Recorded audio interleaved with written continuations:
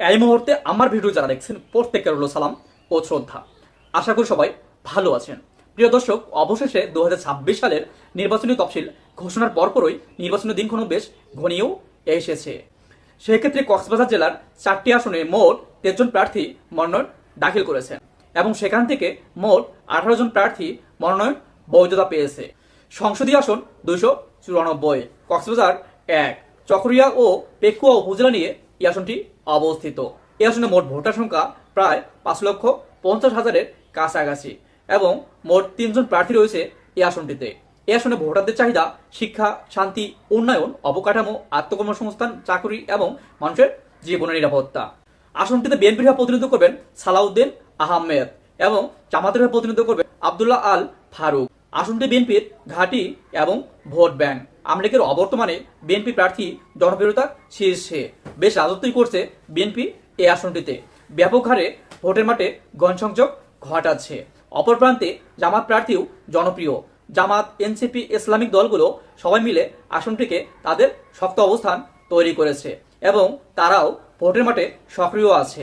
সেক্ষেত্রে জামাত বিএনপি নির্বাচনী লড়াইয়ে আসনটিতে জামাতের তুলনায় বিএনপি সাংগঠনিক ভোট ব্যাংক ও জনপ্রিয়তার কারণে অনেকটাই এগিয়ে। তবে হাড্ডাহাড্ডি লড়াই হবে এই আসনটিতে।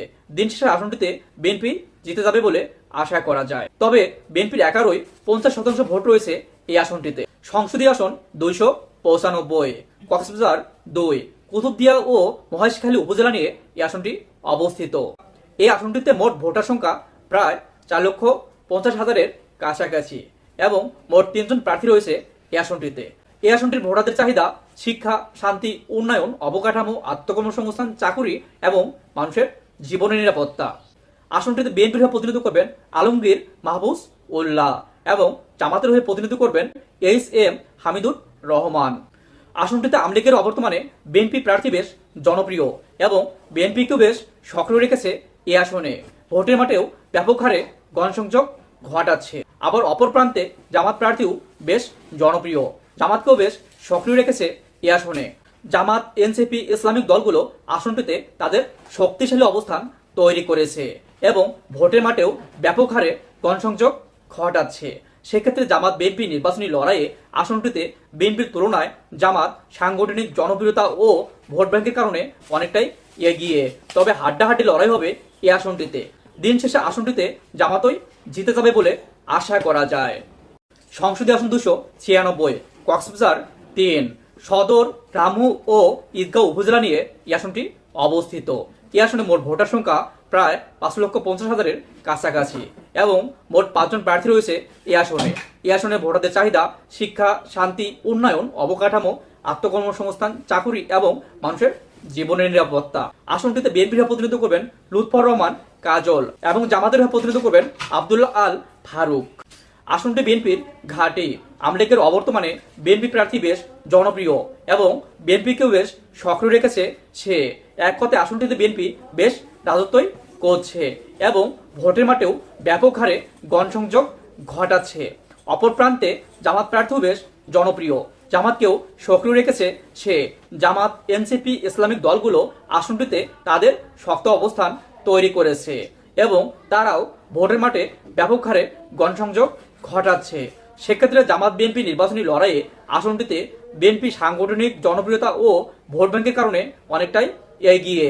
তবে হাড্ডাহাড্ডি লড়াই হবে এই আসনটিতে। দিন শেষে আসনটিতে বিএনপি জিতে যাবে বলে আশা করা যায়। সংসদীয় আসন 297, কক্সবাজার 4, উখিয়া ও টেকনাফ উপজেলা নিয়ে এই আসনটি অবস্থিত। এই আসনে মোট ভোটার সংখ্যা প্রায় 3,50,000-এর কাছাকাছি এবং 5 জন প্রার্থী রয়েছে এই আসনে। এই আসনে ভোটারদের চাহিদা শিক্ষা, শান্তি, উন্নয়ন, অবকাঠামো, আত্মকর্মসংস্থান এবং মানুষের জীবনের নিরাপত্তা। আসনটিতে বিএনপির প্রতিনিধিত্ব করবেন শাহজাহান চৌধুরী এবং জামাতের প্রতিনিধিত্ব করবেন নূর আহমেদ আনোয়ারি। আসনটি আওয়ামী লীগ এবং বিএনপির অবস্থান সমান সমান। তবে আওয়ামী লীগের অবর্তমানে বিএনপি প্রার্থী বেশ জনপ্রিয় এবং বিএনপিকেও বেশ সক্রিয় রেখেছে সে। এক কথায় আসনটিতে বিএনপি রাজত্বই করছে এবং ভোটের মাঠেও ব্যাপক হারে গণসংযোগ ঘটাচ্ছে। আবার অপর প্রান্তে জামাত প্রার্থীও বেশ জনপ্রিয়। জামাতকেও বেশ সক্রিয় রেখেছে সে। জামাত, এনসিপি, ইসলামিক দলগুলো আসনটিতে তাদের শক্ত অবস্থান তৈরি করেছে এবং তারাও বেশ শক্তভাবে ভোটের মাঠে গণসংযোগ ঘটাচ্ছে।